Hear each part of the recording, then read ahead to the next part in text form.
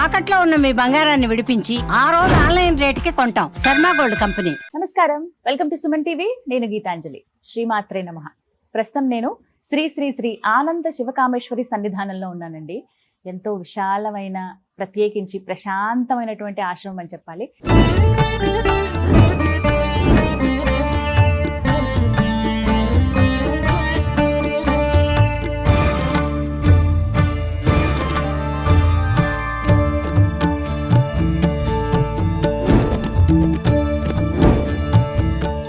మనతో పాటు ఉన్నారు శ్రీ శ్రీ శివకామేశ్వరి ఆనందమయ్య అమ్మ. వారితో మాట్లాడదాం. అమ్మ నమస్కారం. శ్రీమాత్రే నమః. శ్రీమాత్రే నమః. ఎలా ఉన్నారు? బాగున్నానమ్మా. అమ్మ, శ్రావణ శనివారం ఎంతో విశేషం అని అంటారు. ఆ రోజు అసలు ప్రత్యేకంగా పూజా విధానం అంటూ ఉందా? ఎలా చేయాలి? ఎవరెవరు చేయొచ్చు? వేటి కోసం శ్రావణ శనివారం చేయాలి ఇక్కడ వివరించండి. తప్పకుండా తెలియజేస్తాను. సుమన్ టీవీ వీక్షిస్తున్న ప్రేక్షకులందరికీ శ్రీమాత్రే నమః, శ్రీ గురుభ్యో నమః. శ్రావణ శనివారము, శ్రవణ నక్షత్రమే వెంకటేశ్వర స్వామి. అందుకని చాలా విశేషం అమ్మ శ్రావణ శనివారం. శ్రావణ శనివారం నాడు కనుక అసలు చాలా విశేషమైన పూజలు జరుగుతాయి మనకి తిరుమలలో కూడా. శ్రావణ మాసంలో చాలా బాగా చేస్తారు ఈ మాసం. చాలా అసలు తులసి మాలలు అలంకరిస్తూ ఉంటారు ఎక్కువగా స్వామికి. చాలా విశేషంగా జరుగుతాయి. ఈ శ్రావణ శనివారం నాడు పిండి దీపం ప్రత్యేకత. శనివారం రోజు పెడతారమ్మా.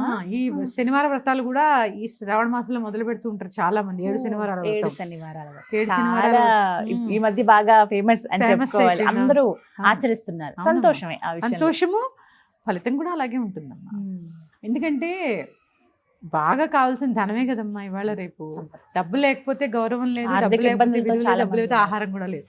అన్ని డబ్బుతో ముడిపడి ఉన్నాయి. అందుకని ఆ శ్రీనివాసుడు దయ ఎలా ఉంటుందంటే అన్ని ప్రసాదిస్తూ ఉంటాడు.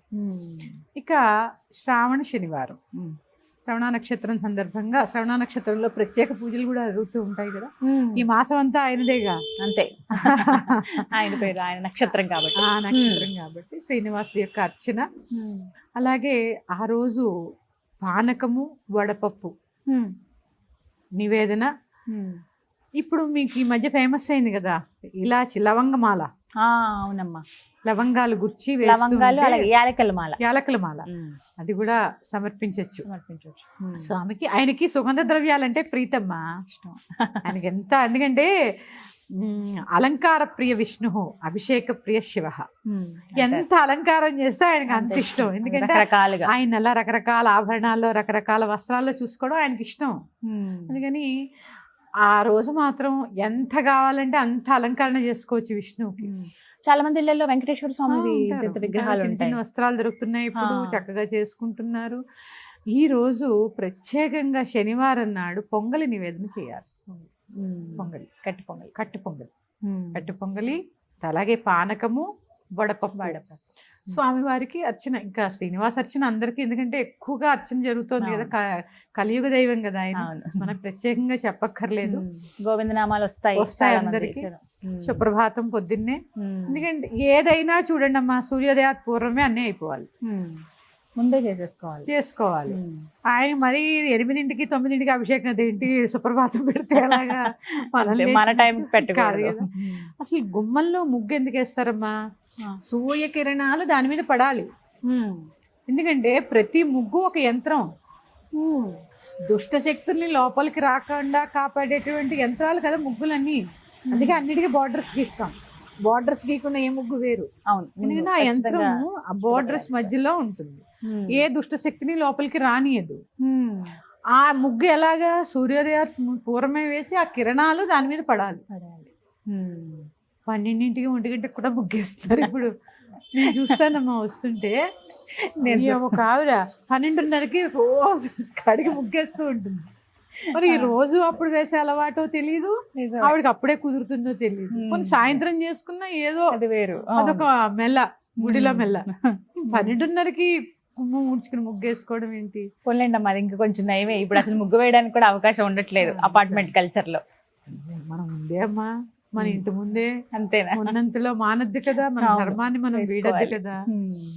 శ్రావణ శనివారం నాడు పానకము వడపప్పు చేసి నివేదన చేసి కట్టు పొంగల్ నివేదన చేసి గోవింద నామాలు చదువుకోవడము. తర్వాత పచ్చకర్పూరం దొరుకుతుంది, అది మాత్రం ఖచ్చితంగా వాడాలమ్మా. ఆయన శ్రీనివాసుడికి చాలా ఇష్టమైనవి ఇవన్నీ. ఆ చేసే పానకంలోనే కాస్త తులసి దళము, పచ్చకర్పూరము, ఏలకులు, శొంఠి పొడి, అంటే ఎక్కువ వేసుకోవద్దు, కొంచెం చిటికెడు కూడా అనకూడదు అనుకోండి, ఇట్లా చూపించామా లేదా అన్నట్టుగా ఇవన్నీ వేసి స్వామివారికి నివేదన చేసి ఆ ప్రసాదాన్ని తీసుకొని ఏకభుక్తం. ఈ శ్రావణ మాసంలో చేసే ప్రత్యేక పూజలన్నిటికీ కూడా ఏకభుక్తము, బ్రహ్మచర్యము, ఇవి మాత్రం ఖచ్చితం. బ్రహ్మచర్యం కూడా ఖచ్చితం. ఎందుకంటే అమ్మా బ్రహ్మచర్యంలోనే ఒకలాంటి తేజస్సు ఉంది. అందుకే వర్ణాశ్రమాల్లో కూడా గృహస్థాశ్రమం తర్వాత వానప్రస్థంలో అక్కడి నుంచి బ్రహ్మచర్యం.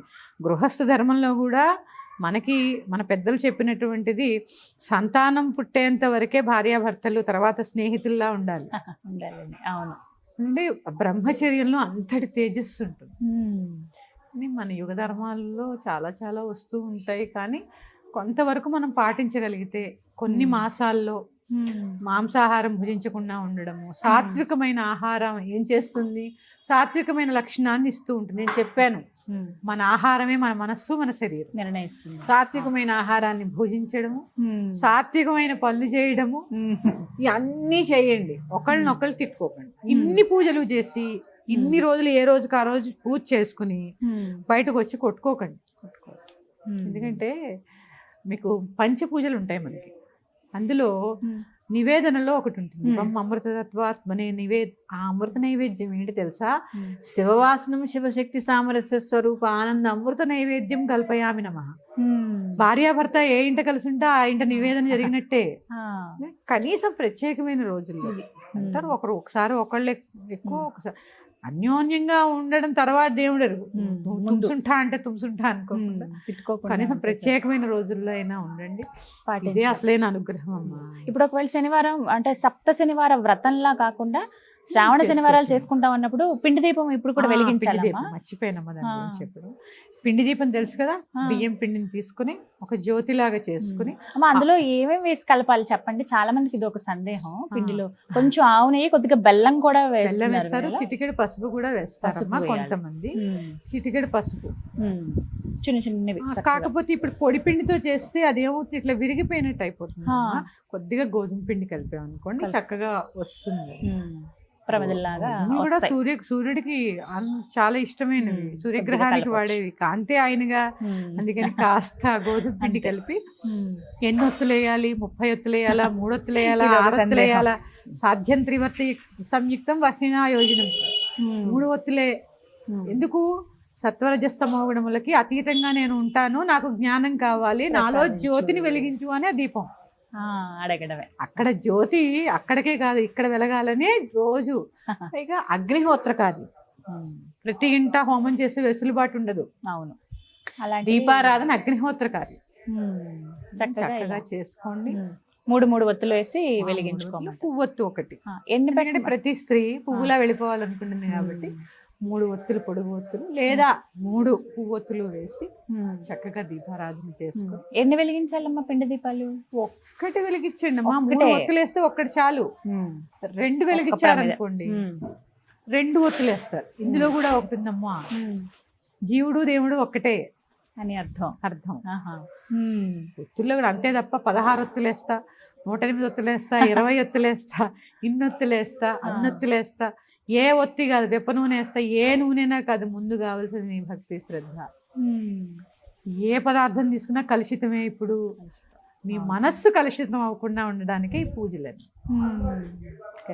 పూజలు శుద్ధ అవ్వాలంటే స్నానం చేస్తాం, మరి మనస్సు శుద్ధ అవ్వాలంటే పూజ. పిండి దీపం వల్ల పెట్టి తర్వాత మరి ఏం చేయాలమ్మా? అంటే ఇప్పుడు చెప్పాను కదమ్మా, చక్కగా దానికి కూడా దీపం వెలిగించినప్పుడు కూడా పంచపూజలు చేయాల్సిందే. ధూపం, దీపం, పుష్పం, గంధం, నివేదన చేయాల్సిందే. ఖచ్చితంగా చేసి ఏదో నివేదన, ఏదో పానకం, వడపప్పు, పొంగలి, ఒక పండు. ఇప్పుడు ఆ పిండి దీపాన్ని ఏం చేయమంటారు? తర్వాత తీసుకోవచ్చా? తినచ్చమ్మా, బాగుంటుంది. నేనైతే తినేస్తాను. బెల్లం కూడా బెల్లం వేస్తాం కదా. అవును. ఏం లేదమ్మా, అది ఇంత మందంగా చేసుకోవద్దు ఎప్పుడు. పల్చగా. ఇంతగా మళ్ళీ ఏదో ఫోటోలు తీయాలి, స్టేటస్ పెట్టాలి కాకుండా దేవుడి కోసం వెలిగించండి, స్టేటస్ కోసం కాకుండా.